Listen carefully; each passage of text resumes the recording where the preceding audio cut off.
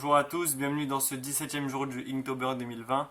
Aujourd'hui le mot est storm qui signifie tempête en français. Pour ce mot-là, même si j'ai tout de suite décidé de ce que j'allais faire, c'est la première fois que je vais devoir représenter un phénomène naturel et qui plus est le vent, à savoir quelque chose qui est invisible. Donc ça va pas être simple, même si en vrai pour les mots comme sophistiqué du jour 7 par exemple, c'est des mots qui sont immatériels, enfin ça représente des choses immatérielles, donc mon excuse elle tient pas trop au final. J'ai donc voulu dessiner un personnage emporté par une tempête plutôt brutale qui tente de retenir son parapluie mais aussi sa propre personne en se tenant à un poteau puisqu'il est complètement, comme je l'ai dit, emporté par la vague de vent. Pour ce faire, j'ai pris trois images de référence différentes.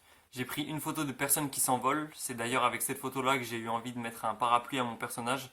Donc j'ai pris une photo ensuite de parapluie pour avoir par exemple le détail des plis, etc. de cet objet. Et en troisième image, j'ai pris un ciré jaune pour pouvoir habiller mon personnage. J'ai essayé d'utiliser toute la page puisque le personnage illustre le degré de puissance de la tempête. Donc au plus son corps est raide, au plus il est long et donc au plus la tempête semble puissante. Le poteau est bien détaillé, je le trouve cool. En plus de ça, je m'en suis pas mal sorti avec les plis du parapluie.